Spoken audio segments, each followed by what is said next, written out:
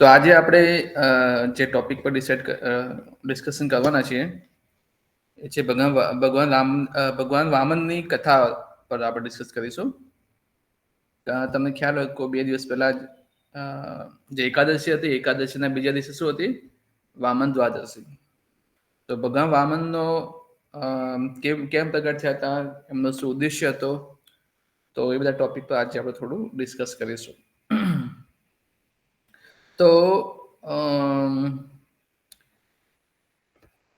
તો તમને ખ્યાલ હોય કે તમને લોકોને બધાને ખ્યાલ જ હશે કે જે ભગવાન વામન જે છે, જે પ્રગટ થયેલા હતા, એ બલિ મહારાજ જોડે આવેલા અને એમને 3 પગ જમીન માગેલી અને એમનું બધું જ એમનું છીનવી લીધેલું એમ.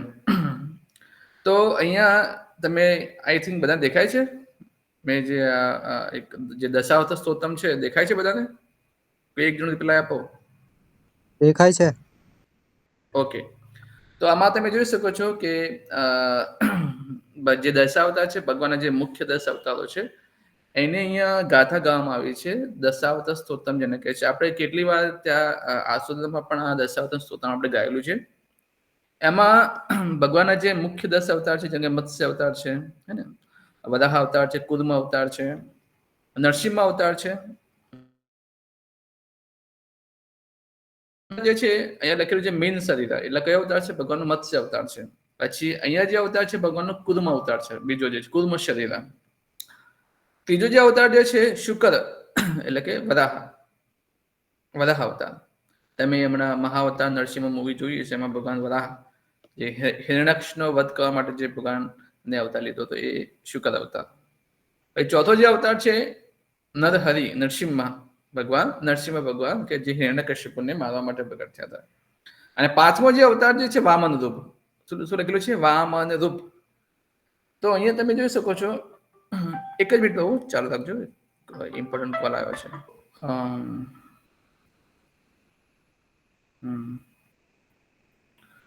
અને જે 5મા નંબરનો જે અવતાર છે ભગવાનનો શું છે? વામન રૂપ. હવે જેટલા પણ અવતારો જે છે એમાં ભગવાનની એક તમે જોવા છો, એક ક્વોલિટી છે. તો ભગવાનને જ્યારે એવું કહેવામાં આવે છે, ભાગવતમની અંદર લખેલું કે જ્યારે ભગવાનને જ્યારે તરવાનું મન થાય છે, તો ભગવાન મીન શરીર, એક મોટો મહાપ્રલય આવે છે સમુદ્રની અંદર, જેમાં કોઈ પણ બચી ના શકે. ઇવન જે મછલી હોય છે એ પણ ના બચી શકે. એટલું ભયંકર રૂપ જ્યારે એ ધારણ કર્યું, જ્યારે યુગ જ્યારે ચેન્જ થાય છે, ત્યારે મહાપ્રલય આવે. જ્યારે જેમ કે કલયુગમાંથી જ્યારે સતયુગમાં જવાય, અથવા જ્યારે મહાપ્રલય આવે ને, ત્યારે બ્રહ્માના જ્યારે 100 વર્ષ પતી જાય ત્યારે મહાપ્રલય આવે છે, ત્યારે આ બધું વસ્તુ થાય. એટલે ભગવાન અને જે તરવાની ઈચ્છા થાય ત્યારે ભગવાન મીન શરીર ધારણ કરે છે. પછી કૂર્મ અવતાર છે. ભગવાનને જ્યારે શરીર પર જ્યારે કંઈ ખુજલી થાય છે, તો ભગવાન કૂર્મ શરીર ધારણ કરે છે. શુકર રૂપ, ભગવાન શુકર રૂપ પણ ધારણ કરે કે જે એવા જીવો તત્વો છે કે જેને આપણે તુચકારીએ છીએ, જે શુકર રૂપ છે, આપણે તુચકારી નાખીએ, તો ભગવાન એ રૂપમાં પણ એકદમ સચ્ચિદાનંદ બની રહે છે. નરહરિ, નરસિંહ ભગવાન, કે જેમાં ભગવાનનો તમે એમાં મૂવીમાં પણ તમે જોયું હશે, મહાઅવતાર નરસિંહ મૂવીમાં, એમાં ખાસ જે ભગવાન નરસિંહ ભગવાનનો જે રોલ જે છે, એકદમ ક્રોધમાં. ભગવાન એકદમ મૃદુ પણ છે. મૃદુ એટલે એકદમ કશું બોલે પણ નહીં, એમ કશું તમે એમને કશું કહો તો કશું બોલે નહીં. અને ભગવાન એકદમ ક્રોધી પણ છે, એટલે ક્રોધમાં પણ અવ્વલ નંબર છે એમ. તો જે નરસિંહ ભગવાનના અંદર જે ભગવાને જે ક્રોધ બતાવ્યો છે, જે મૂવીના અંદર આપણે જોઈ શકીએ છીએ, પણ એમાં મૂવીમાં તો બહુ ઓછું બતાવ્યું છે. તમે અશ્વિન કુમારની જે મૂવી હતી મહાઅવતાર નરસિંહમાં, એમાં ઘણા બધા એ લોકોએ અમુક શોર્ટ એમને નીકાળી દીધેલા. કારણ કે ભગવાન નરસિંહનું આમાં શાસ્ત્રમાં તો વર્ણન કરેલું છે કે નરસિંહ ભગવાન તો કરોડો અસુરને મારી નાખ્યા. જ્યારે એના જેટલા સૈનિકો હતા બધાને મારી નાખેલા ભગવાન નરસિંહ ભગવાને. એટલે એ બધી એ મૂવીના અંદર બધું રાખેલું હતું. બટ અમુક ભક્તોને કહેવું એવું હતું કે આ લોકોને જે આવું સહાર બતાવીએ તો એક માનસિકતા લોકોના અંદર એક ડર પેદા કરશે એમ. તો બેસ્ટ કે આ બધું તમે ક્લિપ નીકાળી દો. એટલે અડધી ક્લિપ એમાંથી નીકાળી દીધેલી હતી. પણ મૂવીના અંદર ઘણો બધો હિસ્સો હતો કે જે આખો કટ કરી નાખેલો છે. એટલે શાસ્ત્ર વાંચો તો હજારો લાખો કરોડો અસુરોનો વધ કરી નાખેલો નરસિંહ ભગવાને. તો ભગવાન ગુસ્સો કરવામાં પણ કેવા છે? એક નંબર છે. એનો ક્રોધ એક નંબર હોય, એટલે એમના જેટલો ગુસ્સો કોઈનો બીજાનો હોય જ નહીં એમ. હવે 5મા નંબરે તમે જુઓ શું લખેલું છે? છલયસી. છલયસી એટલે છલ. ભગવાન છલ કરવામાં પણ એક્સપર્ટ છે. કપટકામાં પણ ભગવાન પહેલો નંબર છે. ભગવાન કપટકામાં સૌથી પહેલો નંબર આવે. એમના કરતા કોઈ મોટો કોઈ કપટી છે નહીં, હે ને? તો છલેસી વિક્રમ અને બલિમ અદ્ભુત વામન, જે વામન રૂપમાં આવેલા છે અને છલ રૂપમાં આવે છે, એને એકદમ છલ કરે છે. હવે છલ કેવી રીતે કરે છે આપણે સ્ટેપ બાય સ્ટેપ આપણે આગળ જોઈશું કે કેવી રીતે ભગવાન જે બટુક બ્રાહ્મણના રૂપમાં આવે છે અને કેવી રીતે બલિ મહારાજનું બધું જ છીનવી લે છે. તો મેન ભગવાનનું જે આવવાનું જે મુખ્ય કારણ હોય છે, ભગવાન જ્યારે પ્રગટ થાય છે તેમાં તમે એ તો તમે ખ્યાલ કે જે ભગવાન જ્યારે પણ આવે છે તો એ કયા ઉદ્દેશ્યથી આવે છે? પોતાના ભક્તોની રક્ષા માટે આવે છે. તો જે બલિ મહારાજ છે એ ભગવાનના ભક્ત છે, શુદ્ધ ભક્ત છે, હે ને? અને ભક્તનું જ્યારે એવા કુળની અંદર જ્યારે એનો જન્મ થાય છે તો એવા કુળના વાતાવરણના લીધે એની ભક્તિ કેવી થઈ જાય છે? આચ્છાદિત થઈ જાય, ઢંકાઈ જાય છે. તો જ્યારે ભગવાન એમાંથી પછી એને બહાર કાઢવા માટે કરીને ભગવાન અલગ અલગ અવતારો લેતા હોય છે. અને મુખ્ય રીતે જોવા જોઈએ તો જે નવધા ભક્તિ છે, હે ને? જેમ આપણે કહીએ કે ભગવાનના જે ભગવાન ભક્તિથી ખાલી મતલબ રાખે છે. તો નવધા જે ભક્તિ છે તો પેલું શું છે? શ્રવણ, કીર્તન, વિષ્ણુ સ્મરણ, પછી આવે છે પાદ સેવનમ, અર્ચનમ, વંદનમ, દાસ્યમ, સખ્યમ અને આત્મનિવેદનમ. તો જે છેલ્લું જે છે આત્મનિવેદન, એ આત્મનિવેદન કેવી રીતે એ અંગ બહાર આવે છે? નવમું જે નવધા ભક્તનું જે નવમું અંગ છે એ કેવી રીતે પ્રજ્વલિત થાય છે એ બલિ મહારાજમાંથી આપણને શીખવા મળે છે. બલિ મહારાજ આત્મનિવેદનના શું છે? આચાર્ય છે. આત્મનિવેદનના આચાર્ય કોણ છે? બલિ મહારાજ છે. ખ્યાલ આવી ગયો? તો નવધા ભક્તિમાં 9 અંગમાં છે અને એમાંથી જે 9મો અંગ શું છે? આત્મનિવેદન. એટલે 9 પ્રકારની ભક્તિથી તમે ભગવાનને પ્રાપ્ત કરી શકો છો.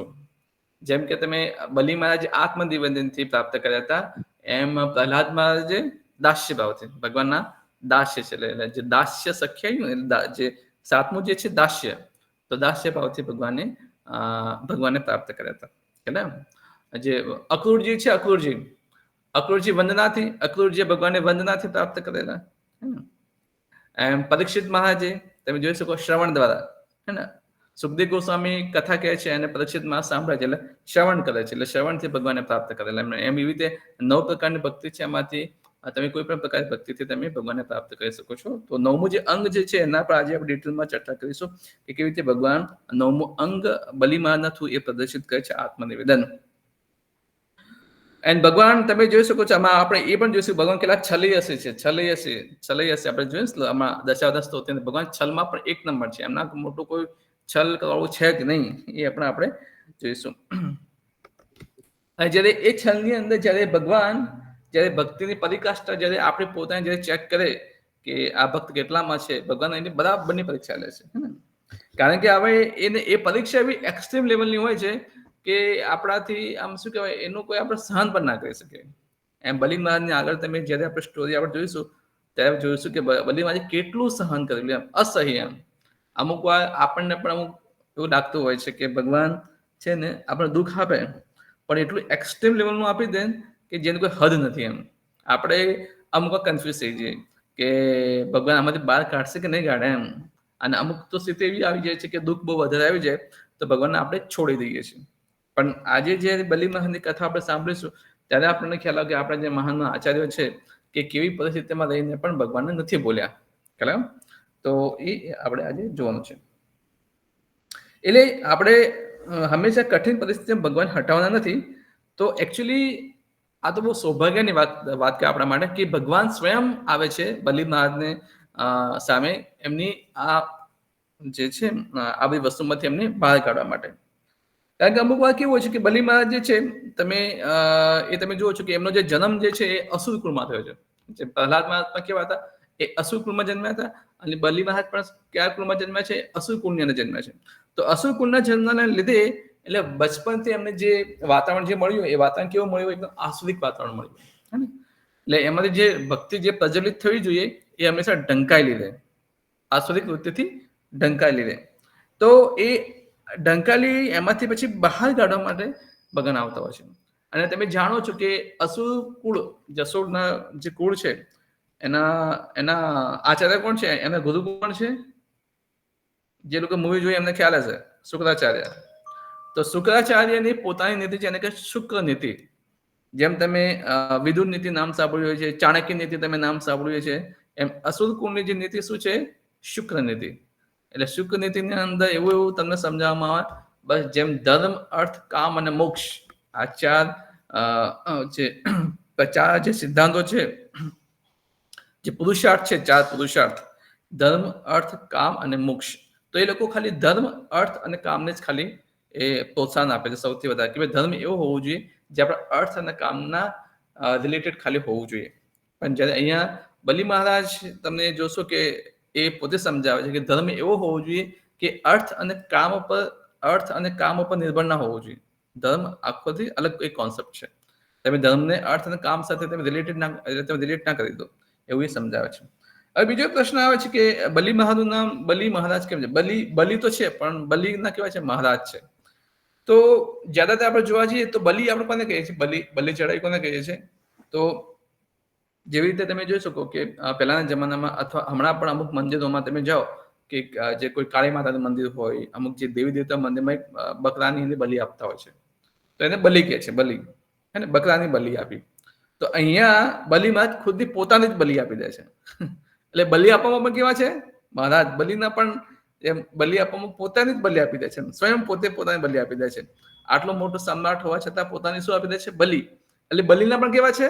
મહારાજ છે. એટલે એનું નામ છે બલી મહારાજ છે, બલી મહારાજ છે. તો બલી મહારાજ એટલા શક્તિશાળી હતા, અને એ સમય એવો હતો કે જ્યારે સ્વર્ગના જે દેવતાઓ હતા એ ટાઈમે એમની જે શક્તિ હતી થોડી ક્ષીણ થઈ ગયેલી. એટલે જે અસુર કુળ છે, શુક્રાચાર્ય, અસુર કુળ ગુરુ શુક્રાચાર્ય, એ બલી મહારાજ બહુ શક્તિશાળી હતા. તો એમને અમુક વિદ્યાઓ એમને શીખવાડેલી, અને એમના થ્રુ એમને જે બધા લોક છે, 14 લોક એમને વિજય પ્રાપ્ત કરી હતી. બલી મહારાજે બધા લોકોની અંદર બધા લોકો જીતી લીધા હતા, એમ, વિથ હેલ્પ ઓફ શુક્રાચાર્યની હેલ્પ, એમના ગાઈડન્સમાં. તો આ હવે જ્યારે બલીમાં તો 14 લોક જીતી લીધા છે, હે ને. હવે દેવતાઓ પર કન્ફ્યુઝ છે, હવે કેવી રીતે ચલાવો બધી વસ્તુ, બધું બલીવારના હાથમાં છે. રાજા હતા, બધા બ્રહ્માંડના રાજા બની ગયેલા, એમ. અને બધું જેમ તમે પેલા મૂવીમાં પણ તમે જોયેલું કે જે અસુર કુળ ગુરુ જે શુક્રાચાર્ય, એ હિરણ્યકશ્યપના કેવા કાન ભરે છે કે આપણો શત્રુ કોણ છે? વિષ્ણુ શત્રુ છે. વિષ્ણુ શત્રુ છે ને, તો વિષ્ણુને આપણે હટાવી દેવાનો છે અહીંથી, એમ. તો એવી રીતે બલી મહારાજ આપણે આવું સમજાય એ કરીને બધા જ લોકો પણ એમને શું વિજય તો પ્રાપ્ત કરી લીધી. હવે જ્યારે વિજય પ્રાપ્ત કરી લીધી, હવે હિરણ્યકશ્યપ તો અસુર હતો, તો ભગવાનને એવું ક્રોધનું રૂપ ધારણ કર્યું. બલીમાં તો ભક્ત છે, અંદરથી ભક્ત છે, તો એવું રૂપ તો ધારણ ના કર્યું. એટલે ભગવાન પણ બહુ ચતુર છે કે કયા વ્યક્તિ જેને કેવી રીતે ડીલ કરવી. ભગવાન બહુ જબરદસ્ત. ભગવાન હંમેશા સામે વ્યક્તિનો વીક પોઈન્ટ જોવે કે આનો વીક પોઈન્ટ કયો છે. તો જ્યારે બલી મહારાજ છે એ બ્રાહ્મણોને દાન આપવામાં બહુ પ્રખ્યાત છે, કે કોઈ પણ બ્રાહ્મણ આવે એને ક્યારેય દુઃખી ના કરે, એને હંમેશા એને આપીને જ મોકલે. એટલી એમની ઘાણના હતી કે જ્યારે જે પણ આવે એને બસ જે માગે એને આપી દેવાનું, એટલું દાન એમને આપી દેવાનું. તો ભગવાન જે વામન રૂપ છે એ તમને ખ્યાલ હોય તો એ કોના પુત્ર છે? અદિતિ અને કશ્યપ મુનિ. જે પેલી મૂવીની અંદર દિતિ હતી, દિતિ અને કશ્યપ મુનિના સંગથી બધા અસુરો પેદા થયા છે. એમ અદિતિ અને કશ્યપ મુનિના સંગથી બધા દેવતાઓ પ્રગટ થયા છે. એટલે એક રીતે જોવા જઈએ તો દેવતાઓનો અસુરમાં બાપ એક છે, માં અલગ અલગ છે. એટલે એક રીતે જોવા જઈએ તો શું છે? બંને એકબીજાના ભયો છે. ભયો છે એકબીજા. અસુર અને દેવતા શું છે? બંને ભયો છે. બટ તમે હવે આ તમે જો કે હરેકના જે ફેમિલીની અંદર જેટલા લોકો આતંકવાદીથી પીડાતા નથી, આજકાલના લોકો પોતાના પરિવારથી પીડાઈ રહ્યા છે. ભાઈ ભાઈના અંદર ઝઘડા થતા હોય છે. તો આ જે છે ઉપરથી જ ચાલતું આવે છે. બાપ એક છે, માં અલગ અલગ છે. તો એકબીજા અંદર સ્પર્ધા રહેતી હોય છે, લડાઈની, એમ એકબીજાના ઉપર ચડવાની. પેલો કે હું એના ઉપર ચડી જાઉં, પેલો કે હું એના ઉપર ચડી જાઉં. ખ્યાલ આવી ગયો? તો આમ એવી રીતે જે અદિતિ છે અને કશ્યપ મુનિના સંગથી જે પેદા દેવતાઓ પેદા થતા હોય છે. અને એમાંથી એક જે ભગવાન જે અદિતિ અને કશ્યપ મુનિ એ પયોવ્રત, એક વ્રતનું નામ છે, વ્રત. જેમાં આપણે ખબર નહીં માતાજીઓ અમુક જે વ્રત કરતા હોય છે, કરવા ચોથના વ્રત ને તે વ્રત, એમ એક વ્રત પયોવ્રત. એ પ્રયોવ્રત જે કર્યું હતું અને ભગવાન જ્યારે એમની એ વચ્ચે પ્રસન્ન થયેલા, અમુક તપસ્યા પણ કરી લીધી એમને, અને કે છે હું તમારા પુત્ર રૂપે હું આવીશ. તો ભગવાન જે પુત્ર રૂપે આવે છે વામન ભગવાન રૂપે, અને એમનું નામ છે ઉપેન્દ્ર. ઉપેન્દ્રનો મતલબ એવો થાય છે કે ઇન્દ્રના નાના ભાઈ કોણ છે? ઉપેન્દ્ર. એટલે વામન ભગવાન જે છે એ ઇન્દ્રના નાના ભાઈ છે, ઉપેન્દ્ર રૂપે આવેલા છે. ભગવાન વામનનું નામ શું છે? ઉપેન્દ્ર પણ એક એમનું નામ છે. હવે જ્યારે બલિ મહારાજ જ્યારે જે જગ્યાએ યજ્ઞ ચાલી રહ્યો હતો, જે બલિ મહારાજ યજ્ઞ કરી રહ્યા હતા, બધા તો એના પર એમને રાજ્ય એકદમ કરી લીધું, અને યજ્ઞો પણ કરતા હતા. યજ્ઞ દ્વારા બ્રાહ્મણોને એ લોકો બહુ બધું દાન ને બધું આપતા હતા. તો જે એ યજ્ઞ કરતા એ જગ્યા હતી ભૃગુ કચ્છ નામની જે જગ્યા હતી, તે જગ્યાએ આ યજ્ઞ ચાલી રહ્યો, જે આજનું શું છે? આજનું ભરૂચ છે. જે ભરૂચ આપણે જે મહાપ્રભુ જે મંદિર બનાવી રહ્યા છે, ત્યાં એ સમય શું નામ? ભૃગુ કચ્છ કઈ નામ હતું, ભૃગુ કચ્છ, જે આજનું ભરૂચ છે. તો તે જગ્યાએ આ યજ્ઞ ચાલી રહ્યો છે, અને એ યજ્ઞ ચાલી રહ્યો છે, અને વામન ભગવાન પછી ત્યાં આવે છે.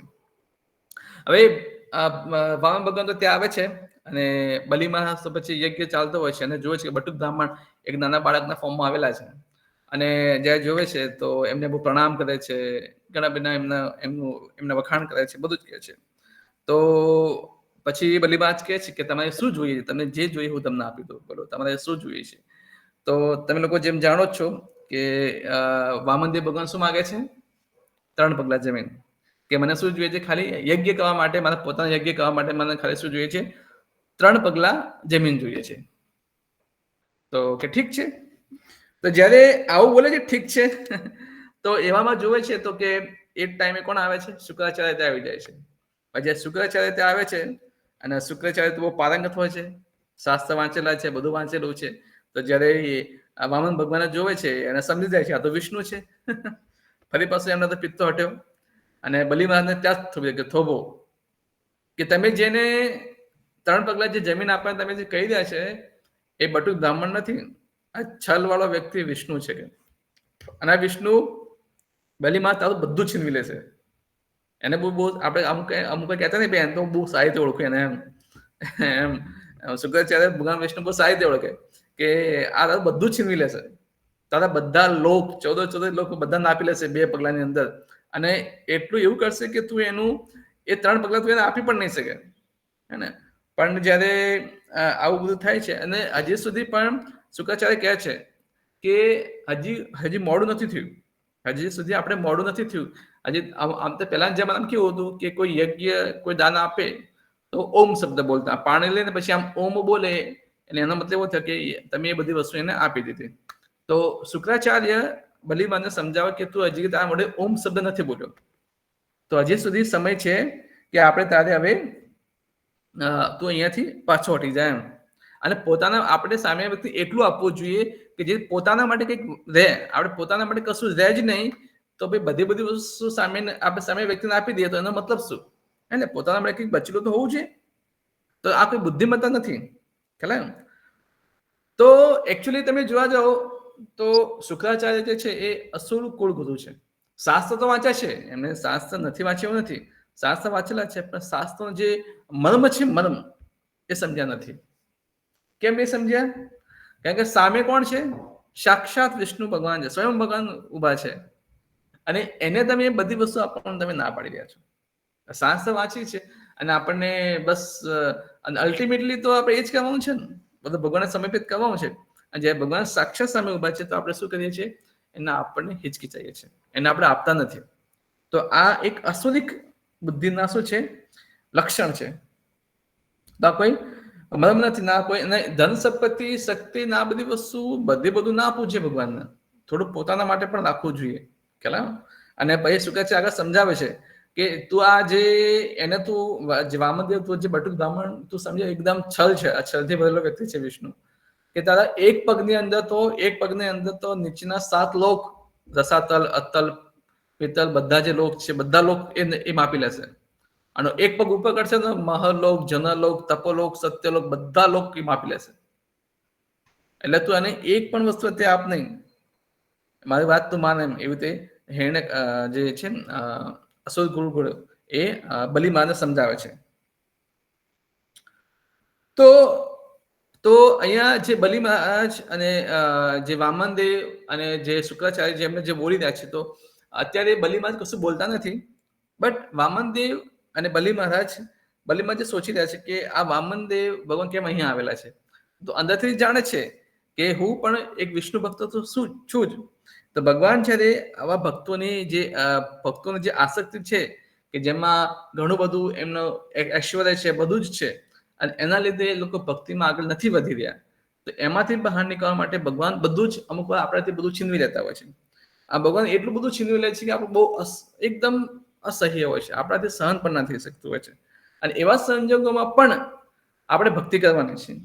પણ આમાં તમે જોજો કે ભગવાન બલિમાનને કેટલું બધું આપે છે, અને તમે જ્યારે એ સ્થિતિમાં જો તમે એઝ ઇટ સમય રહો અને એ પરીક્ષામાં તમે પાસ થઈ જાઓ, તો ભગવાન હંમેશા આપણે પાછળ આપણને બહુ ઘણું બધું આપણને આપશે, ખ્યાલ?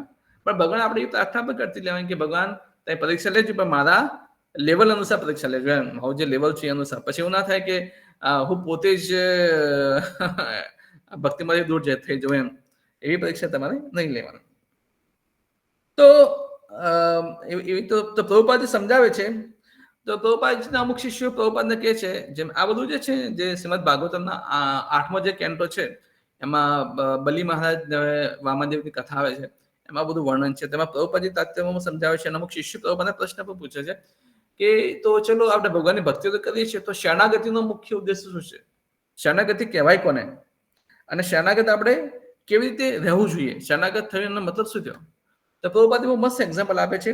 તો પ્રભુપાદજી એક કોમાં પડેલા એક વ્યક્તિનું એક્ઝામ્પલ આપે છે કે જો આપણે જોડે ચલો બધું છે, પ્રભુપાદની બુકો છે, બધું છે, તો આપણે શરણાગત કેમ નહીં થઈ શકતા, એમ. તો પ્રભુપાદજી કુવામાં એક વ્યક્તિ પડેલો છે. હવે વ્યક્તિ અંદર ડૂબી ગયો છે અને બહાર એક વ્યક્તિ ઉભો છે.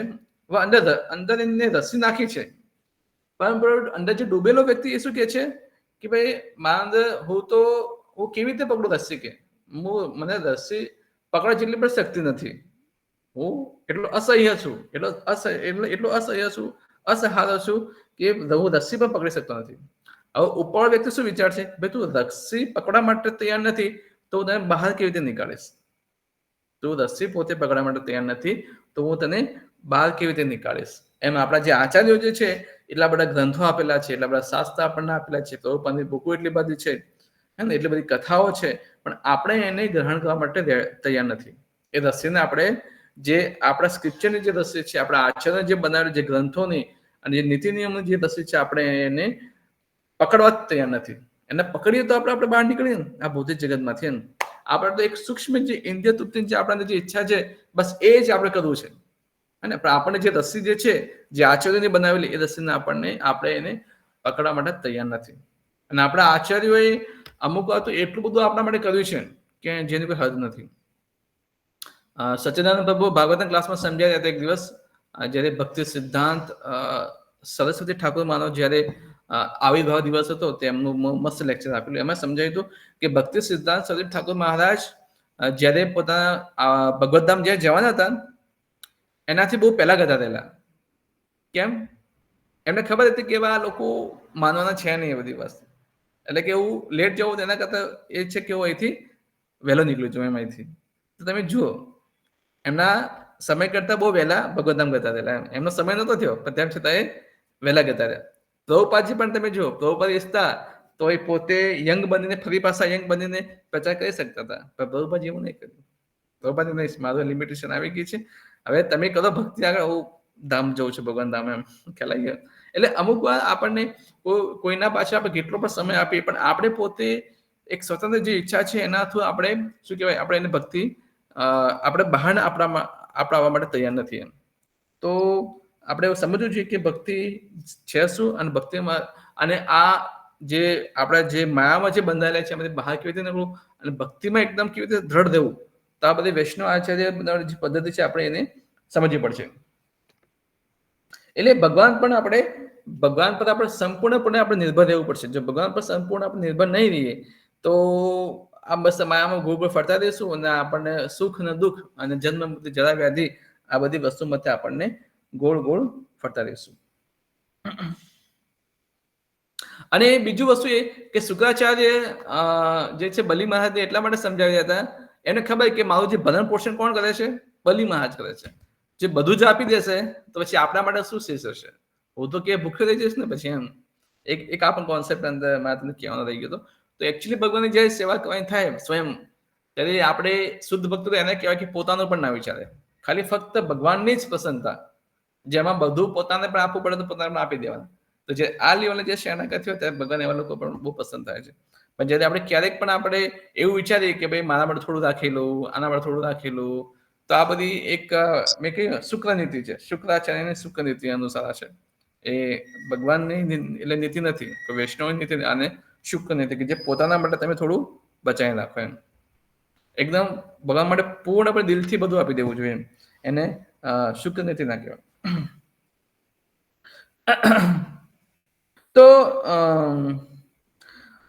તો એવી રીતે પછી શુક્રાચાર્ય સમજાવે છે કે ભાઈ આ વામનદેવ જે છે, જે આવ્યો છે, એ તારું બધું છીનવી લે છે.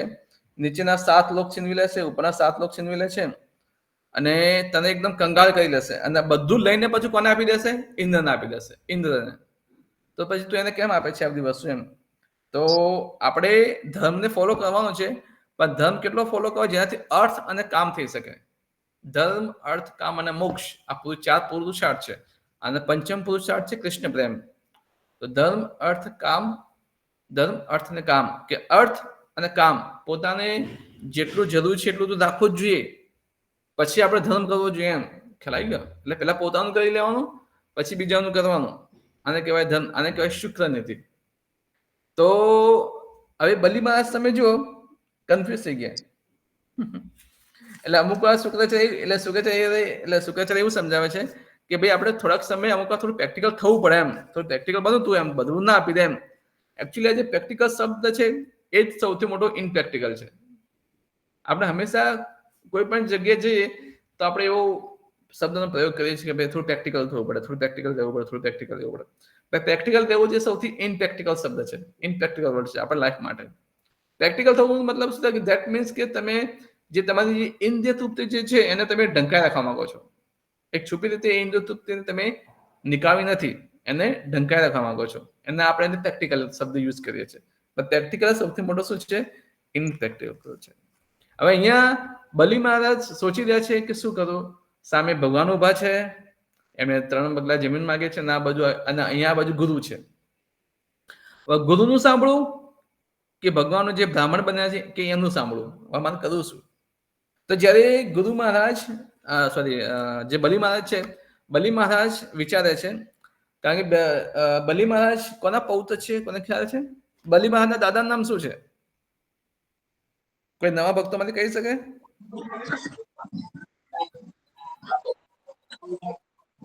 બલી મહારાજના દાદા કોણ છે? કોઈ નવા ભક્તો માંથી આન્સર આપી શકે? પ્રહલાદ. હા, કોણ છે? પ્રહલાદ મહારાજ. પ્રહલાદ મહારાજ. પ્રહલાદ મહારાજ એ બલી મહારાજના દાદા છે, અને બલી મહારાજ એ પ્રહલાદ મહારાજ કોણ છે? પૌત્ર છે. તો હવે એમની શિક્ષાઓ એમને, કારણ કે દાદાના સંગમાં રહ્યા હોય એટલે થોડું ઘણું ભક્તિનો પ્રભાવ તેમના હોય જ. તો એ વિચારે છે કે અગર જે ગુરુ ભગવાનને શરણાગત આપણે ના લઈ જાય, જે ગુરુ ભગવાનને શરણાગત તરફ ના લઈ જાય અને આપણને હંમેશા ઇન્દ્રિય તૃપ્તિમાં રાખે, તો એ ગુરુ પછી ગુરુ ના કહેવાય, ગુરુને આપણે ત્યાગી દેવા જોઈએ. આવો બલી મહારાજ સોચે છે, વિચારે છે. અને એવું નહીં કે ખાલી વિચારે છે, શાસ્ત્રોનો ઇતિહાસ પણ જોવે છે. ઇતિહાસ અનુસાર પોતે અલગ અલગ એક્ઝામ્પલ જોવે છે, અને અનુસાર એક નિર્ણય નીકળે છે કે જે ગુરુ ભગવાન સામે એટલે સાક્ષાત આવ્યા છે અને એમને બધું સમર્પિત કરવાનું છે, અને જ્યારે એવા ગુરુ આપણને જો શરણાગત ના થવા દે ભગવાન પ્રત્યે, તો એ ગુરુનો શું કરવો જોઈએ? ત્યાગ કરી દેવો જોઈએ. ખ્યાલ આવી ગયો? એવા ગુરુનો શું કરવો જોઈએ? આપણને ત્યાગ કરવો જોઈએ. એટલે અમે તમે જુઓ કે અમે મૃત્યુ સમયે આ બધી જેટલા પણ તમારા પૈસા છે, જેટલી પણ તમારી પ્રોપર્ટી છે, બધી અહીંયા જ રહેવાની છે. ક્યાંય તમારી સાથે ઉપર આવવાની નથી. ખાલી ભક્તિ તમારી ખાલી ઉપર લાવવાની છે. તો ધારો કે કોઈ વ્યક્તિનું મૃત્યુ 40 વર્ષ પછી થવાનું છે, તો એને 40 વર્ષ પછી અહીંયા મૂકી જાય તો સારું છે કે હમણાં જો ભગવાન મારી સામે છે તો બધું એમને આપીને જ જોવે. હમણાં જેમ ખ્યાલ આવી ગયો કે જે 40 વર્ષ પછી મારે બધું છોડીને જવાનું છે, તો બેસ્ટ છે કે હું હમણાં જ બધું આપી દઉં એમ, અને પછી ભગવાનને હું પૂર્ણ શરણાગત થઈ જાઉં. તો એવી રીતે બલી મહારાજ વિચારે છે. અને કોઈ પણ ગુરુ જો આવી રીતે ભગવાનની શરણાગત જો વિરુદ્ધ હોય તો પણ એને ત્યાગી દેવા જોઈએ. અમુક વાર તમે જો અહીંયા પ્રભુપાદનું બહુ મસ્ત એક્ઝામ્પલ છે કે જે પ્રભુપાદ જ્યારે 12-13 વર્ષના હતા તો આપણી સમાજના અંદર તમે જુઓ કે અમુક આપણા ઘરોની અંદર પણ આપણા એક ફેમિલી ગુરુ હોય છે, એક ફેમિલી ગુરુ હોય છે, ગુરુ હોય છે. અને એક આપણા જેને આપણે કહીએ કે ભાઈ અમારા સમાજના ગુરુ છે અથવા આ છે તે છે, એમ પ્રભુપાદજી પણ જ્યારે નાના હતા 12 કે 13 વર્ષના તો પ્રભુપાદની પણ દીક્ષા થઈ ગયેલી હતી એમના જે કોઈ ફેમિલી ગુરુ છે એમના. પણ જ્યારે પ્રભુપાદ જ્યારે મોટા થયા, આ મોટા થઈને જ્યારે ભક્તિ સિદ્ધાર્થ સરસ્વતી ઠાકોર માને જ્યારે જોવે છે તો એમને પૂર્ણ શરણાગત થઈ જાય છે, હે ને. પછી એ ગુરુના ને એ ત્યાગ કરી દે છે. જે પ્રભુપાદ લીલામૃતની અંદર વર્ણન આવે છે કે પ્રભુપાદ જ્યારે 12 વર્ષના હતા તો એમનેથી એક ઓલરેડી એક ગુરુની દીક્ષા લીધેલી હતી જેમના ફેમિલી ગુરુ હોય છે. આપણે કહીએ કે ભાઈ અમારા સમાજના ગુરુ છે, અલગ સમાજના કોઈ કુલ ગુરુ હોય છે, એમ એવી રીતે કોઈકની કુલ માતાઓ હોય છે. તો જ્યારે પ્રભુપાદજી જ્યારે મોટા થાય છે, જ્યારે ભક્તિ સિદ્ધાંત સરસ્વતી ઠાકોર મારે જ્યારે ફિલોસોફી જ્યારે જોવે છે, શાસ્ત્ર જોવે છે, ત્યારે સમજાવે કે નહીં પછી એ ગુરુનો ત્યાગ કરે છે.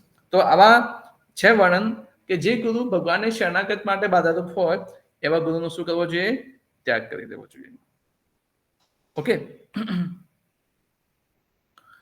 તો અને આપણા શ્રીમદ ભાગવતમાં પણ વર્ણન આવે છે કે જે ગુરુ અથવા જે માતા અથવા જે પિતા અથવા જે ભાઈ, જે બહેન, જે સગા સંબંધીઓ તમારા જે છે એ તમને જો ભગવાનની શરણાગત તમને ના લાવી શકે, ભગવાનની શરણાગત તમને ના લઈ શકે, તમને જન્મ મૃત્યુ જરા વ્યાધિમાંથી તમને બચાવી ના શકે, એ લોકો ન તો ગુરુ બનવા માટે યોગ્ય છે, ન તો માતા પિતા બનવા માટે યોગ્ય છે, ન તો પુત્ર બનવા માટે યોગ્ય છે.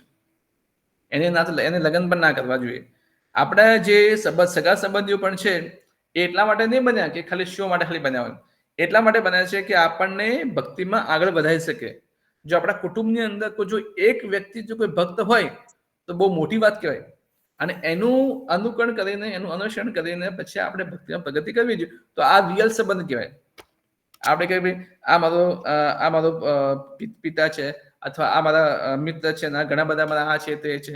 બટ રિયલ સંબંધ કોને કહેવાય? કે જે એ ભગવાનને શરણાગત માટે શું એ યોગ્ય છે? શું મને ભગવાનને શરણાગત લઈ જાય છે? જો ભગવાનને શરણાગત જો લઈ જાય તો તમારો રિયલ સંબંધ છે, ત્યાં તમારું જે ઋણ જે છે એના પ્રત્યે તમે એ નિભાવી કહેવાય. ત્યાં સુધી તમે એનું ઋણ ચૂકાવ્યું નથી, એનો મતલબ એવો થયો. ખ્યાલ? તો જે પણ આપણે જે સગા સંબંધીઓ છે તો આપણે શું કરવું જોઈએ? યોગ્ય રીતે ભગવાન શરણાગત થવું જોઈએ. હવે અહીંયા જુઓ કે જે ગુરુએ બલિ મહારાજને આખા બ્રહ્માંડના સમ્રાટ બનાવે છે, હે ને, આખા બ્રહ્માંડના સમ્રાટ બનાવે છે, 14 લોક જીતાવ્યા છે. હવે મારે એમને અવજ્ઞા કરવાની છે. એટલે કેવું લાગે? હવે આપણે છીએ કે જે ગુરુ આપણા હોય, આપણે બહુ ઊંચી પોસ્ટ પર આપણને લઈ જાય, બહુ ઊંચી પોસ્ટ પર એકદમ નેતા બનાવી દે, આખા બધા પૃથ્વીલોકના એકદમ રાજા બનાવી દે આપણને, અને પછી એમની જ અવજ્ઞા કરવાની હોય તો કેટલું આપણને એ થાય. આપણે તો અમુક તો વિચલિત થઈ જાય. બલિ મહારાજ શાસ્ત્રને જાણે છે, ધર્મને જાણે છે, બધું જ જાણે છે. તો એ એવું આવે છે કે ધર્મ છે એ સર્વોપરી છે. ધર્મ આપણને શું કહે છે? ધર્મ આપણને કહે છે કે જે ભગવાન કહે છે, મામ એકમ શરણં વ્રજ અહમ ત્વા સર્વ પાપેભ્યો મોક્ષયિષ્યામિ મા શુચિ. કે એક વાર તું મારી શરણાગતમાં આવી જા, હું તારા બધા જ પાપોમાંથી હું તને શું કરીશ? મુક્ત કરીશ. ખ્યાલ ગયો? તો એવી રીતે જ્યારે બલિ મહારાજ જ્યારે વિચારે છે કે મેં એકવાર વચન આપી દીધું છે વામન દેવને કે હું તમને 3 પગલા હું તમને જમીન આપીશ, તો અને જો હું જમીન નહીં આપી તો હું ખોટો સાબિત થઈશ. અને એકચ્યુઅલી શાસ્ત્રમાં પણ વર્ણન છે કે જે વ્યક્તિ એકવાર પોતાનું વચન એ ટાળી દે અથવા પછી ફરી જાય તો એનાથી પાપી વ્યક્તિ બીજો કોઈ નથી. આપણે શાસ્ત્રમાં પણ વર્ણન છે, એકવાર જે વચન આપી દે, આ વચન જો ના પાડે તો એનાથી પાપી વ્યક્તિ બીજો કોઈ નથી. સૌથી મોટો જુઠ્ઠું બોલાવો, જે જુઠ્ઠું બોલે ફરી જાય શું છે? એ પાપી વ્યક્તિ છે. તો બલિ મહારાજ કે છે હું તો આવા ભલે મારું આખા 14 લોક જતા છે, મને કોઈ ટેન્શન નથી, હું નરકમાં જવા માટે રેડી છું, મને મૃત્યુનો કોઈ ભય નથી, હે ને. પણ આ બોજ જે છે જે મારા મન પર આવી જશે કે મેં એક બ્રાહ્મણને 3 પગલા જમીન નહીં આપી, એ બોજ હું સહન નહીં કરી શકું. તો જ્યારે એમને મૃત્યુનો ડર નથી, કોઈનો પણ ડર નથી, હે ને. તો અને સામે શુક્રાચાર્ય પણ કહી દે છે બે તો ખોટું કરે છે, ખોટું કરે છે. ત્યારે બલિ મહારાજ શું કહે છે? શાસ્ત્રોમાંથી અમુક એક્ઝામ્પલ આપે છે. એ શાસ્ત્રોમાં એવા ઘણા બધા એક્ઝામ્પલ આવી ગયા છે કે જેમાં એમને નાની નાની વસ્તુ માટે પોતાનું આખું શરીર આપી દીધેલું છે, પોતાનું બધું જ આપી દીધેલું છે. જેમ કે તમને ખ્યાલ હોય તો સીબી મહારાજ સ્ટોરી બધા લગભગ નહીં ખ્યાલ હોય તો સીબી મહારાજ સમ્રાટ હતા, બધું જ હતું એમની જોડે, આખું રાજ્ય પાટ સંપત્તિ ધન સંપત્તિ બધું હતું. તો એક દિવસ એક કાગડો હોય છે, બાજ હોય છે, બાજ, આઈ થિંક બાજ હોય છે. બાજ એક કબૂતરની પાછળ એને મારવા માટે પડ્યો હોય છે, અને જ્યારે મારવા માટે પડ્યો હોય છે તો એ કબૂતર બચવા માટે સીબી મહારાજની શરણમાં આવી જાય છે કે મને આનાથી બચાવો. તો જ્યારે તો બાજ આવે છે તો બાજ તો જોવે છે કે ભાઈ આ તો શરણ, તો પછી સીબી મહારાજ બાજને કહે છે કે હે બાજ, તને જેટલું પણ આનું કબૂતરનું માંસ ખાવું હોય એટલું માંસ હું તને આપી દઈશ, પણ તું આને છોડી દે. તો એ તો રેડી થઈ જાય છે. તો પછી શું થાય છે, સીબી મહારાજ કબૂતરના જે વજન કાંટો એ અનુસાર પોતાના શરીરનું માંસ ચામડું કાપીને એ બાજને આપે છે.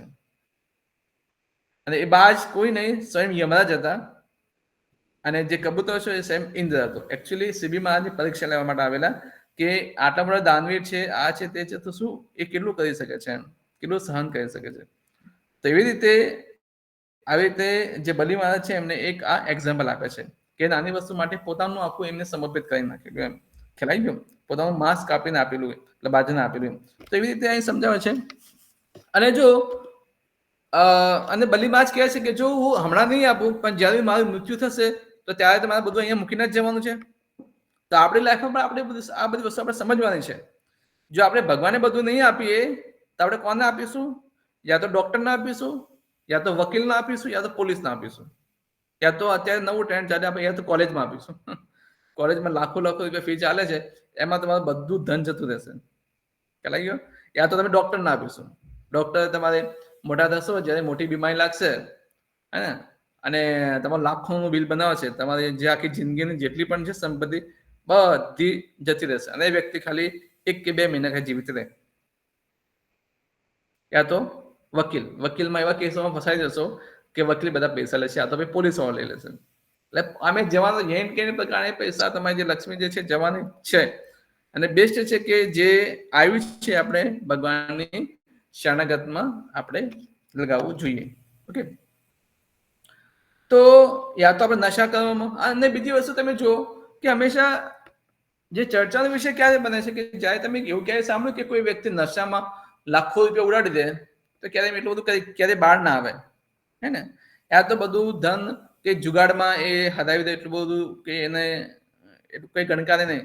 હા, પણ કોઈ વ્યક્તિ કે ભાઈ પોતાને બધું ભગવાનની સેવામાં આપી દીધું, તો એ ચર્ચાનો વિષય બની જાય કે ભાઈ આ તો આને તો બધું ભગવાનની સેવામાં આપી દીધું, હે ને. પેલો નશામાં બધું એ વાપરે છે ચાલે, પણ જ્યારે આવું હોય એટલે આપણને બધું દેખાય. તમને જો ખ્યાલ હોય તો કોઈ એક મંદિર બનાવવાનું હોય, એક મંદિર બને એમાં આઈ થિંક આપણું જે મંદિર છે વિદ્યાનગરનું, 40 થી 50 કરોડનું બનેલું છે. પણ જનરલી જો ઈંટનું બનાવીએ, ઈંટ અથવા એનું તો 20-30 કરોડમાં બની જાય. હવે એ મંદિર જે છે લગભગ કઈ ના તો ઈંટનું હોય તો 50-60 40-50 વર્ષ, 50-60 વર્ષ તો આરામથી રહે. 50 વર્ષ સુધી, 50 વર્ષ સુધી 30 કરોડનું બનેલું મંદિર 50 થી 60 વર્ષે છે, અને કેટલા લોકોનો એ ઉદ્ધાર કરે છે. તો એ લોકો કેવી કમેન્ટ કરે, ભાઈ મંદિર બનાવે, આપણે મંદિર બનાવવા માટે તો આટલા બધા રૂપિયા અપાવડાય કે આપણા ફલાણા ભક્તિ તો ફલાણા વ્યક્તિએ તો 1 કરોડ આપી દીધા, અને 2 કરોડ આપી દીધા, અને 3 કરોડ આપી દીધા. અને એની વસ્તુ તમે ઉલટી કહું છું કે જે બોલિવૂડ જે છે, બોલિવૂડ જે આજે બહુ એકદમ ચર્ચાનો વિષય છે, કે જેમાં જે મોટા મોટા જે સેલિબ્રિટી હોય છે, જે એમના જે ફંક્શન હોય છે, એનું ફંક્શન ખાલી 2 દિવસનું, 2 કે 3 દિવસનું હોય છે, અને એનો જે ખર્ચો તમને થાય તો તમે સાંભળીને તમારે નીચે પગ નીચે જમીન ખસે છે. 100 કરોડનો ખર્ચો થાય, કેટલો? 100 કરોડ. 100 કરોડનો ખર્ચો થાય છે ઓનલી ફોર 3 દિવસનો. ખાવા પીવાનું, શો આ તે બીજું બધું 100 કરોડનો ખર્ચો થાય છે. ત્યારે એ ચર્ચાનો વિષય નહીં બનતો.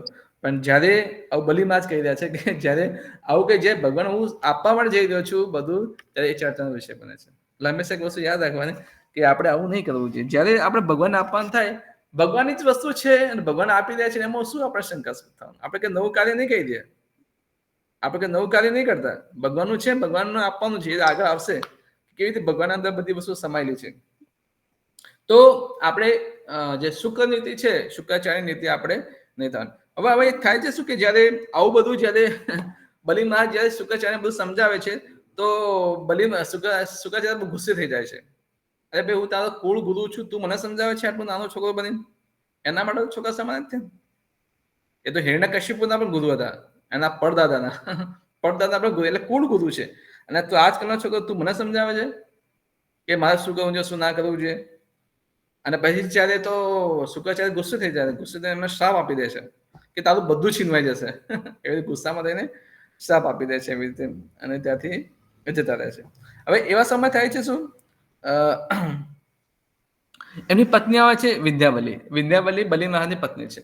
હવે પત્ની બહુ આદર્શ હોય છે અને બહુ વિષ્ણુ ભક્ત હોય છે, અને કહે છે કે એકચ્યુઅલી આ શું સમય છે ભગવાનને બધું સમર્પિત કરવાનું, તો તમે બધું આપી દો, બધું ભગવાનને તમે આપી દો, મારે કશું જોયું, આપણે કશું જોઈતું નથી. અને જ્યારે આપણા જેવું કોઈ હોય તો શું કે ભાઈ જોજો થોડું રાખજો ઘર માટે, બધું ના આપી દેતા છોકરા બોકરા માટે કશું રાખજો એમ. બટ વિદ્યાવલી શું કહે છે કે નહીં, આપણે બધું જ ભગવાનને સમર્પિત કરીને આ જ લાઈફનો એક ગોલ હોવો જોઈએ, એવું વિદ્યાવલી બલિ મહારાજને સમજાવે છે. હવે બલિ મહારાજ પણ રેડી છે, અને જ્યારે દેવી દેવતાઓ પણ તમે જુઓ તો આકાશમાં તે જોવા માટે આવી ગયા છે કે આટલું મોટું મહાન દાન એ કરી રહ્યા છે એમ. તેવામાં હવે જ્યારે બલિ મહારાજ તો આવે છે, અને પછી એ વખતમાં પ્રહલાદ મહારાજ પણ આવે છે. પ્રહલાદ મહારાજ કહે છે કે આ જીવન તો જે ક્ષણભંગુર છે, અને હરેક વસ્તુ ભગવાનની શરણાગતમાં હોવું જોઈએ, હરેક વસ્તુ ભગવાનની સેવામાં હોવું જોઈએ, સાધારણ છે ભગવાનની સેવામાં હોવું જોઈએ. પછી વામન દેવ તો પછી તમને ખ્યાલ છે,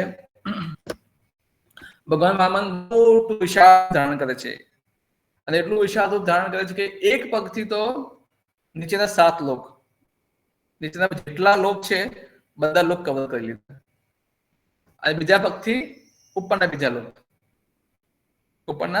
બીજા લોક કવર કરી દીધા, તો 7 સુધી. અને 7 થી પણ આટલું કવર કરી લીધું. હવે 7 થી જ્યારે સત્યલોક એટલે જે બ્રહ્માનું જે સ્થાન સત્યલોક, એને બ્રહ્મલોક પણ કહેવાય. તો એનો જે નખ છે, નખનો જે ટેરવો જે છે એ સત્યલોક થી થોડું એનું જે લેયર, બ્રહ્માંડનું લેયર ત્યાં વાગી જાય છે. ત્યાં વાગી જાય છે તો એની ઉપર કારણ સમુદ્ર છે, જ્યાં કારણો દક્ષિણ વિષ્ણુ ત્યાં શયન અવસ્થામાં રહેતા હોય છે, યોગ નિંદ્રામાં રહેતા હોય છે. અને ત્યાંથી જ્યારે કારણ સમુદ્રનું પાણી જે નીચે આવે છે, એનું કારણ સમુદ્રનું પાણી ક્યાં આવે છે, નીચે આવે છે. અને એ જ આપણે શું છે, એને આપણે ગંગા કહીએ છીએ. ગંગા એટલી પવિત્ર કેમ છે એ પણ તમને સમજાવીશ કે જ્યારે કારણ સમુદ્રનું પાણી છે, જ્યારે એ ટેરવો જ્યારે હતો, અંગૂઠાનો ટેરવો, એનો જે નખ આગળનો હતો, એ નખ એટલો પ્રકાશિત હતો કે એનાથી જે બ્રહ્મલોક હતો ને, બ્રહ્મલોક જે સત્યલોક, જે બ્રહ્માજી નિવાસ કરે છે, એ બ્રહ્મલોક અંધારું થઈ ગયું. મતલબ બ્રહ્મલોકનું જે તેજ હતું એ ઓછું થઈ ગયું, અને નખનું એટલું બહુ તેજ હતું, એમ નખના ટેરવાનું એટલું તેજ હતું. તો બ્રહ્માજી શું કરે છે, એમાં કમંડળમાંથી પાણી લાવે છે, ભગવાનના ચરણાભિષેક કરે છે, ચરણ ધોવે છે. હવે એ ચરણ જે છે, ચરણનું પાણી, એ ચરણ પાણી કારણ સમુદ્રમાં મિક્સ થાય છે. તો અહીંયા 2 પ્રકારના પાણી, એક કારણ સમુદ્રનું પાણી અને ભગવાનના ચરણના કમળનું, બ્રહ્માજીનું જે ચરણ કમળનું પાણી હતું, ભગવાન જે વામનદેવ, એ પણ મિક્સ થાય છે. અને ત્રીજું જે છે કે ભગવાન એ પાણીની અંદર દ્રવ્ય રૂપ, પોતાનું દ્રવ્ય બ્રહ્મ રૂપ ધારણ કરે છે, અને એમાં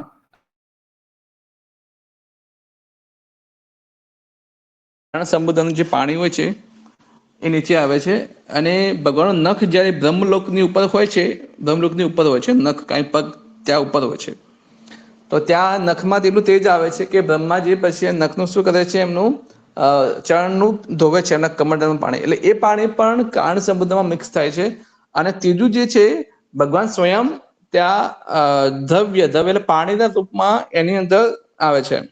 તો એ 3નું કોમ્બિનેશન છે, એટલે ગંગા આટલી બહુ પવિત્ર છે. ગંગા પવિત્ર થવાના આ 3 રીઝન છે. એક તો કારણ સંબંધનું પાણી છે, બીજું બ્રહ્માજી જે ચરણ ધોયા હતા એ પણ એની અંદર આવે છે, અને ત્રીજું ભગવાન દ્રવ્ય રૂપમાં એની અંદર મોજૂદ રૂપ થાય છે. એટલે 3 કારણો અનુસાર એ ગંગા એટલી પવિત્ર છે. હવે દ્રવ્ય રૂપ એટલે કેવી રીતે, જેમ જગન્નાથજી છે એને દાદુ બ્રહ્મ કહેવાય. દાદુ બ્રહ્મ એટલે લાકડી રૂપ, જે જગન્નાથનું જે વિગ્રહ છે એને દાદુ બ્રહ્મ રૂપ કહેવાય. એમ જે હરે કૃષ્ણ મહામંત્ર છે એ શબ્દ બ્રહ્મરૂપ છે, શબ્દ બ્રહ્મરૂપ, એને શબ્દ કહે. ભગવાન છે પણ શબ્દોના રૂપમાં મોજૂદ છે, હે ને. હરે કૃષ્ણ કૃષ્ણ કૃષ્ણ હરે હરે, હરે રામ રામ રામ, એટલે આને શબ્દ રામ બ્રહ્મરૂપ રામ કહેવાય. હરે હરે. હા. અને ત્રીજું જે છે ભગવાન આ જે છે, જેમ કે દ્રવ્ય રૂપ, એટલે ભગવાન પાણીના રૂપમાં વહી જાય છે, અને એને દ્રવ્ય બ્રહ્મરૂપ કહેવાય. એટલા માટે ગંગા એટલે પવિત્ર છે. હવે જયારે આ જોવે છે અને જયારે આ થઈ જાય છે, તો હવે ભગવાનની ફરી પાછું હવે તમે જુઓ ભગવાન કેટલા છલ કરે છે. હવે છલ ભગવાન કરે છે અને બલિ મહારાજને કે ભાઈ તું છલ કરે છે. તો ભગવાન તો શું કર્યું, આટલું મોટું થઈ લીધું. હવે બલિ મહારાજને કે છે મારો ત્રીજો પગ હું ક્યાં રાખું બોલ કે. મેં તો 2 પગમાં આખો 7 લોક 14 લોક લઈ લીધા અને તે તો મને કહી ગયું 3 પગલા જમીન આપીશ, તો 2 પગલા જમીન બધું આવી ગયું, મારા ત્રીજો પગ રાખો કેમ. તો એમ કરીને ભગવાન જે મોટું વિશાળ રૂપ ધારણ કર્યું, હવે એ નાના બટુક બ્રાહ્મણના રૂપમાં આવી ગયા. બટુક બ્રાહ્મણના રૂપમાં આવી ગયા અને ભગવાન કહે છે કે તું તો છલ્યો છે કે. ભગવાન બલિ મહારાજને કે તું તો છલ્યો છે. હવે જો છલ કરે છે ભગવાન અને કોને કહે છે, બલિ મહારાજને કે તું છલ્યો છે કે. એટલે ભગવાન કેટલા એ છે તમે જો તૈયારી થઈ જાય છે. એટલે જયારે યુદ્ધ ચાલુ થવાની તૈયારી થઈ જાય છે ત્યારે બલિ મહારાજ અસુરો રોકે છે કે નહીં, કે એકચ્યુઅલી બધું છીન્યું નથી, મેં એમને દીક્ષામાં મેં મારી ઈચ્છા અનુસાર આપ્યું છે, તો આમાં તમારે યુદ્ધ કરવાની જરૂર નથી. હવે જયારે આટલું જે વિચારતા હતા તો હવે બલિ મહારાજ વિચારતા હતા એટલે એમનું જે શરીરનું જે તેજ હતું ને તેજ એ ઓછું થઈ ગયું. બલિ મહારાજના શરીરનું તેજ ઓછું થઈ ગયું. હવે શરીરનું તેજ ઓછું થવાનું રીઝન એ નથી કે ટેન્શનમાં આવી ગયા, હા મારું શું થશે, ક્યાં જઈશ, શું કરી તે જઈશ. એમનું તેજ એટલા માટે ઓછું થઈ ગયું કે હવે કન્ફ્યુઝ થઈ ગયું. ત્રીજો પગ એમને 3 પગલા જમીન આપી હતી, હવે 1 પગલો હું એને ક્યાંથી આપું, 1 પગ હજી બાકી રહી ગયો છે તો એ આપું કેવી રીતે, એના વિશે વિચારતા વિચારતા તેજ ઓછું થઈ ગયું. હવે બલિ મહારાજજી એ ખબર નથી ભગવાન એને પાછળ કેટલું બધું આપવાના છે. તો જ્યારે આટલું બધું કહે છે તો બલિ મહારાજ પછી ત્યાં ગરુડજી આવે છે અને ગરુડજી આવે છે તો ગરુડજી તો જોવે છે કે બલિ મહારાજ ઉભા છે, તો બલિ મહારાજને બંદી બનાવી લે છે. હે ને, એમને બંદી બનાવી લે છે અને જે પાસ આવે છે, પાસ ફેંકવાનો આવે છે, એનાથી જે મારે છે બધાને, એનાથી અમુક મૂવીમાં બતાવેલું હશે, એનાથી ભગવાન બલિ મહારાજને બંધી બનાવી લે છે. અને પછી વામનદેવ જે હોય છે એ જે બલિ મહારાજનું જે સિંહાસન હોય છે એની પર જઈને બેસે છે અને બેસીને પાછા બલિ મહારાજ તુચકાની વાતો કરે છે. તું તો 3 પગલાનું જમીન કહેતો તો આ છે તે છે, હવે તો ફરી ગયો, મને 3 પગલા જમીન તું ના આપી શક્યો, તું કેવો રાજા છે એમ. એવા કડવા કડવા શબ્દ વામનદેવ ભગવાન બલિ મહારાજને કહે છે. તો જયારે આ કહે છે તો આવી ઘટના ત્યાં આગળ ઉભા થઈ જાય. પણ તમે જુઓ બલિ મહારાજ એક શબ્દ બોલતા નથી. બલિ મહારાજ બધું શું સહન કરે છે, બધું સહન કરે છે, એવું નહીં કે સામે આર્ગ્યુમેન્ટ આપે છે. તો એટલે આ વસ્તુ સમજવી જોઈએ કે બલિ મહારાજને આટલું બધું હોવા છતાં પણ ભગવાન કેવી એક્ઝામ લે છે તમે જો. આટલી અસહ્ય એક્ઝામ છે, એની જગ્યાએ આપણે હોય તો તરત જ બીજા દિવસે મંદિર આવવાનું બંધ. આપણે તો થોડું કંઈક થાય પતી ગયું, કાલથી મંદિર બંધ, કાલથી મંદિર નહીં આવું, આપણે પતી ગયું. એક વખત અમે બુક ડિસ્ટ્રીબ્યુશનમાં ગયેલા, મંદિરની નજીકમાં છે, રાધિકા ફ્લેટ છે ત્યાં. તો એ બુક ડિસ્ટ્રીબ્યુશનમાં ગયેલા તો અમે એક માતાજી હતા, એમને ગીતા આપેલી. તો ગીતા આપી કે ઠીક છે ગીતા. મેં કીધું માતાજી આટલે ઇન્ટરેસ્ટેડ છો તો આવો મંદિર કે. તો એને મને શું આન્સર આપે કે ભગવાને મને મંદિર આવવા ના પાડે છે. તમે કીધું આવું કેવું, ભગવાને તમે મંદિર આવવા ના પાડે? ના કે ભગવાને મને ના પાડે છે, એવું નહીં આવું. જ્યાં સુધી ભગવાન સામેથી નહીં કે ત્યાં સુધી હું નહીં આવું. હા તો મેં કીધું માતાજી એવું સમજી લો કે હું પોતે મને ભગવાને જ મોકલ્યો છે, તમે એવું સમજો. તો એ માતાજી એક ના બે ના થયા, મને ભગવાન સાક્ષાત આવીને કહે છે ત્યારે હું આવીશ, બોલો. એટલે આવું આવી એક ભાવુકતા અનુસાર આપણે આવું બધું કરીએ, ખાલી માનસિકતા રાખીએ તો એનો કોઈ મતલબ નથી. આપણે સહન કરવું છે. આપણે સહેજ થોડું ઘણું દુઃખ આવે એટલે એ પતી ગયું, કાલથી મંદિર જવાનું બંધ. એટલે એવું નથી હોતું. તમે બલિ મહારાજ જોડેથી શીખો કે આટલી બધી તકલીફ હોવા છતાં પણ ભગવાન આપશે ખરા તમને, પણ થોડો સમય પછી તમને આપશે. તો હવે ભગવાન પણ એમ કે છે બલિ મહારાજને, જો તમે ત્રીજો પગલું જમીન નહીં આપે તો તારે નરકમાં જવું પડશે. હા ને, એકચ્યુઅલી બ્રાહ્મણને તમે ના આપો, બ્રાહ્મણ સંતોષ ના થાય તો એને નરકમાં જવું પડે. એટલે રિયલ બ્રાહ્મણની વાત ચાલે છે, એવું નહીં કે તથાકથિત આજકાલના જે બ્રાહ્મણો છે. જે રિયલ જે બ્રાહ્મણો છે એને તમે જે તમે વાક્ય બોલ્યા હોય પછી તમે ના આપો તો તમારે નરકમાં જવું પડે. એટલે એવું નથી કે આપણે ગમે તેને ગમે તે બોલી દઈએ, ચલો દેખા જાય કે પણ એવા સાચા બ્રાહ્મણ સાથે જો તમારો થઈ ગયો ભેટો અને તમે જે વચન પાલન કર્યું ના કર્યું તો તમારે નરકમાં જવું પડે છે. હવે આટલું બધું થઈ ગયા પછી પ્રહલાદ મહારાજ આવે છે અને પ્રહલાદ મહારાજ આવે છે અને પ્રહલાદ મહારાજ ફરી પાછું ભગવાને કહે છે કે તમે હવે બલિ મહારાજને તમે છોડી દો. હવે એમને ઘણું બધું સહન કરી નાખ્યું છે અને હવે એ અનાસક્ત પણ છે, બધી રીતે તમે એને છોડી દો.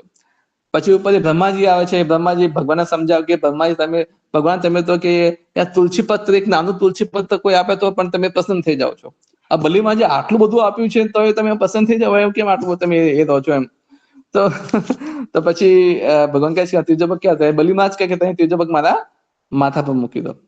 એટલે હવે જ્યાં જુઓ ભગવાને એક પગ ક્યાં મૂક્યો હતો? નીચેના લોકમાં, બીજો પગ ઉપરના લોકમાં.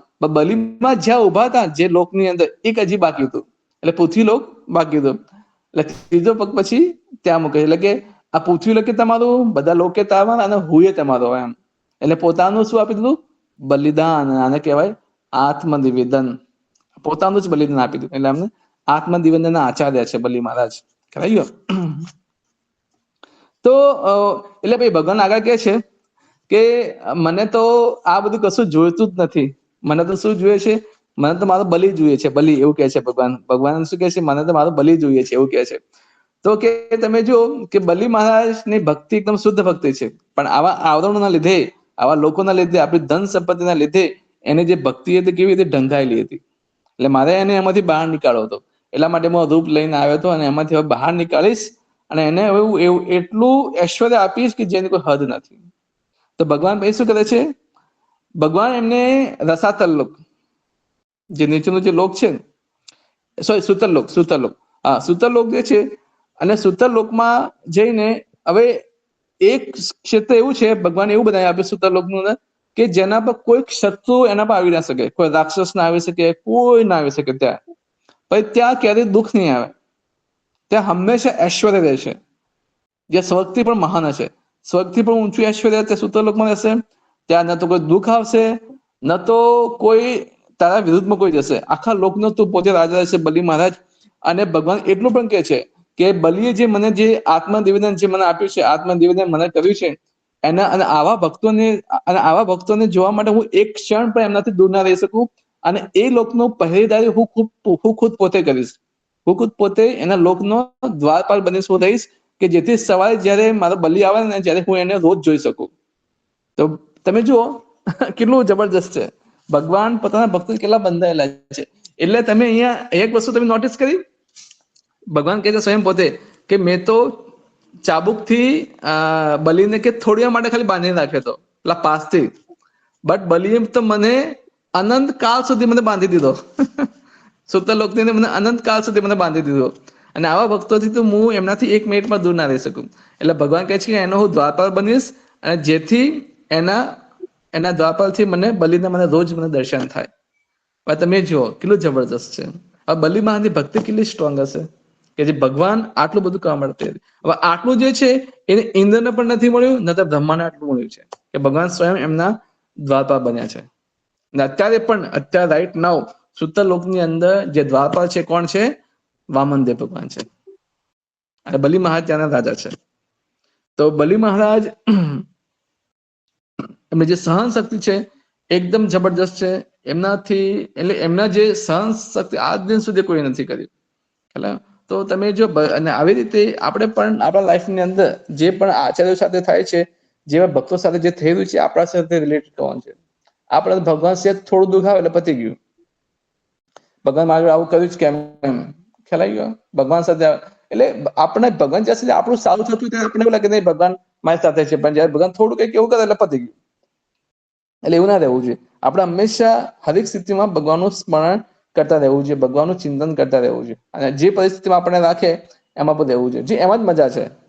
અને એમાં તમે જોજો ભલે આખી જિંદગીમાં દુઃખ મળે, અંત સમયે ભગવાન તમને એવું કંઈ કરી આપશે શોર્ટ તમે સીધા ત્યાં ભગવત ધામ. આ તેમ છતાં જો તમે ભૌતિક આસક્તિ રહી ગઈ તો ભગવાન તમને એટલું ઐશ્વર્ય આપશે. ભગવાન એવો નિષ્ઠુર નથી કે તમને આમ જબરજસ્તી તમે પ્રાણે તમે આ બધું છોડવા લઈ જાય નહીં. તમારે જો ભક્તિ કરો છો, તમે ભૌતિક ઈચ્છા હશે તો ભગવાન એટલું ઐશ્વર્ય તમને આપશે જે કે ધ્રુવ મહારાજને આપ્યું, બલિ મહારાજને આપ્યું. એટલે એવી રીતે આવશે જેથી તમે એ ભોગ કરીને પણ તમે સીધા ભગવત ધામ તમે જઈ શકશો. તો એવી રીતે આપણે વસ્તુ સમજવાની છે કે આત્મનિવેદન કરીને ભગવાનનું સ્મરણ કરવું જોઈએ, ભગવાનનું ચિંતન કરવું જોઈએ.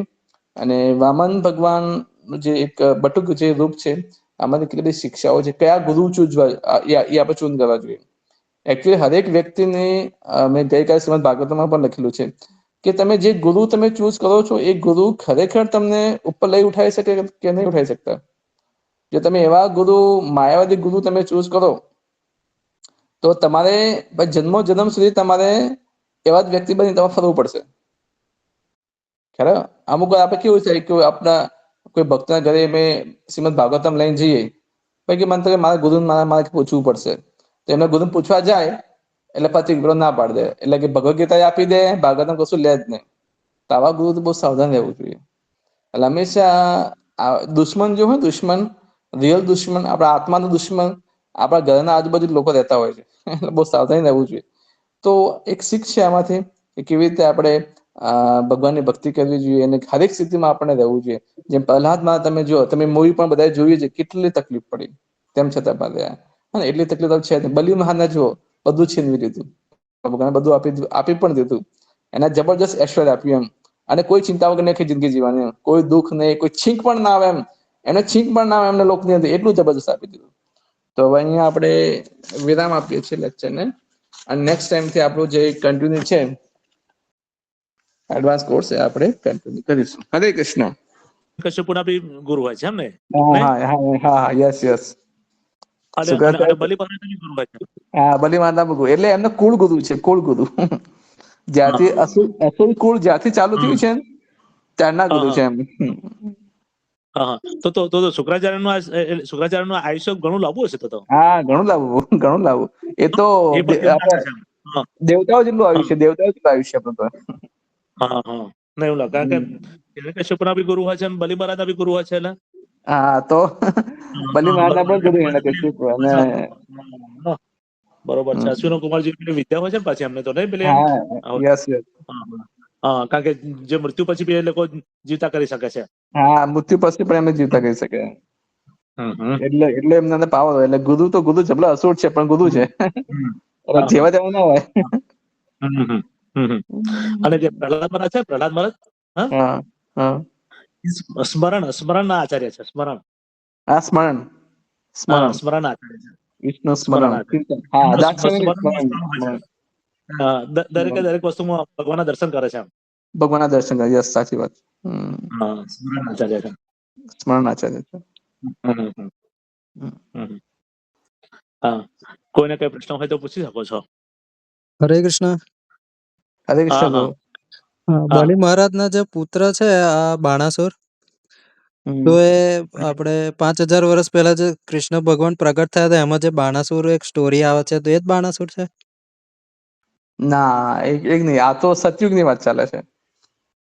અત્યારે જે પ્રહલાદ મહારાજની જે સ્ટોરી જે છે, પ્રહલાદ મહારાજની જે સ્ટોરી, એ તો પ્રહલાદ મહારાજની અને બધા ભગવાનની, વામન ભગવાનની, આ બલિ મહારાજની સ્ટોરી, એ તો સતયુગની વાત ચાલે છે. એ કોઈ દ્વાપરયુગની વાત નહીં ચાલતી. પણ એ કુળની અંદર આવે છે. એ કુળની અંદર જયારે હિરણ્યકશ્યપુએ ભગવાન વિષ્ણુનો વિરોધ કર્યો, પછી એના પછી બધા લોકો જીતી લીધા. એમના પછી બલિ મહારાજે બધા લોકો જીતી લીધા. અને એના પછી જો કોઈએ વિરોધ કર્યો હોય એમના કુળની અંદર જે બાણાસુર આવે છે, જે ભગવાન કૃષ્ણ સાથે યુદ્ધ કરે છે, એ કુળની અંદર આવે છે. હરે કૃષ્ણ. હરે કૃષ્ણ. હા, એ કુળની અંદર આવે છે. કારણ કે આ તો દ્વાપર યુગ છે, પેલું તો સતયુગ છે. વચ્ચે એક આખું યુગ આવી ગયું.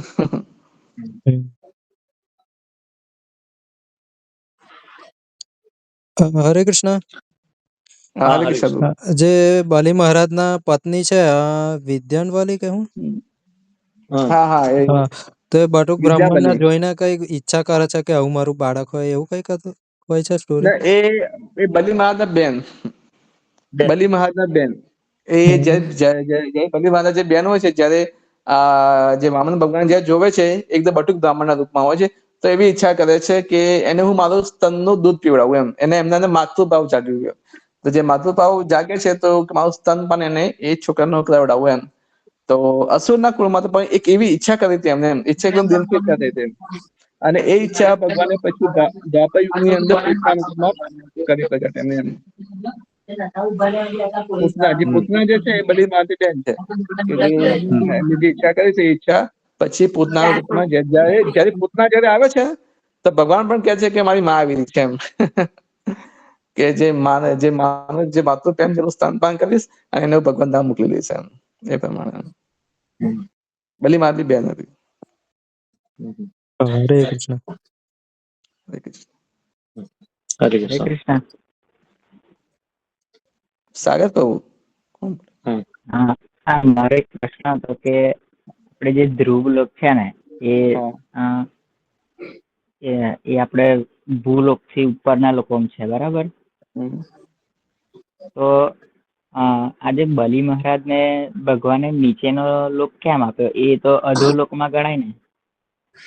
હા, નીચેના લોકમાં ગણાય પણ એમનું ઐશ્વર્ય પણ જબરદસ્ત આપ્યું જે સ્વર્ગ કરતા પણ જબરદસ્ત છે. ભગવાન છે ને ઇન્ડિપેન્ડન્ટ છે. ભગવાન કોઈનાથી બાધ્ય નથી. હે ને? ભગવાન ઇન્ડિપેન્ડન્ટ છે. ભગવાન તો ચાહે તો નરકને પણ આખો વૈકુંઠ બનાવી શકે છે. નરક લોકને પણ. સુતર લોક તો બધું ની વસ્તુ છે પણ નરકને પણ એ વૈકુંઠ બનાવી શકે છે.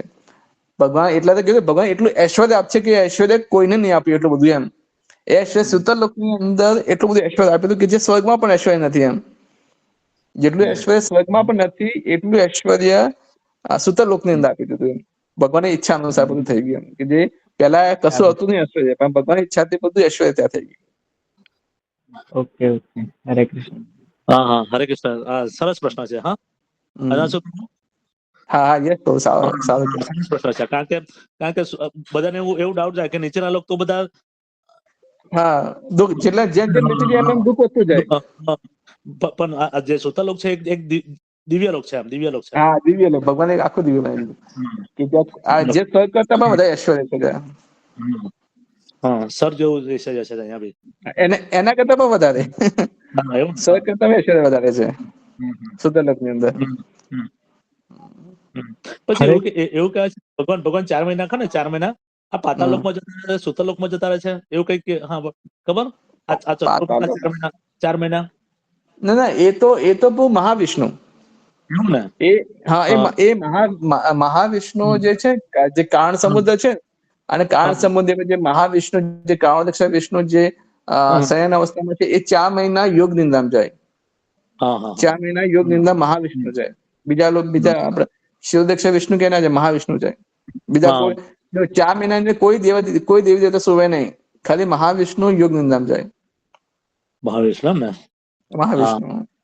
હા હા હા હા, હરે કૃષ્ણ. ધન્યવાદ પ્રભુ. હરે કૃષ્ણ હરે કૃષ્ણ. હરે કૃષ્ણ. ધન્યવાદ. હા હા હા હરે કૃષ્ણ. જ્યારે વામન ભગવાને એમનું સ્વરૂપ વિરાટ કર્યું હતું ત્યારે જામવંતજીએ એમના કઈ ખાસા બધા ચક્કર માર્યા હતા, પ્રદક્ષિણા કરી હતી. હા હા હા હા હા, જામવંતજી બહુ બહુ પુરાના ખેલાડી છે. જામવંત બહુ પુરાના, સાચી વાત છે. એ આવે છે એમાં. આવે છે એટલે એમનું પણ છે એમનું. જામવંતજી ત્યાં હતા એ ટાઈમે પણ. સતયુગ ના છે જામવંત. જો સતયુગમાં પણ હતા, ત્રેતામાં પણ હતા, દ્વાપરયુગમાં પણ હતા. જામવંતજી કેટલું આયુષ્ય છે એમનું. એની લાંબી સ્ટોરી હશે પણ મને ડિટેલમાં નહીં ખ્યાલ, પણ એટલું ખ્યાલ છે કે જામવંતજી એ ટાઈમે હતા. એમની પ્રદક્ષિણા ને બધું કરેલું એમ.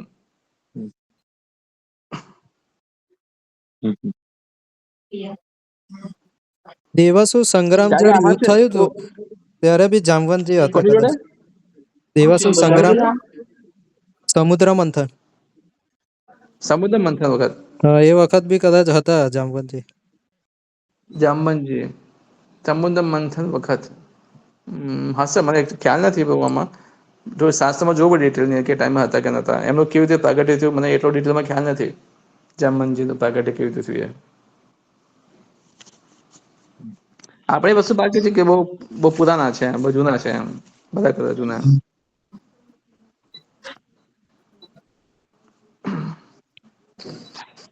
હા, હરે કૃષ્ણ પ્રભુ. હરે કૃષ્ણ. હરે કૃષ્ણ. હરે કૃષ્ણ. તો રાખી કેન્સલ કરું? હા હા, રજા રાખતા. હા હરે કૃષ્ણ. હા હા, સમય બી થઈ ગયો છે. હા, 10 વાગી ગયા.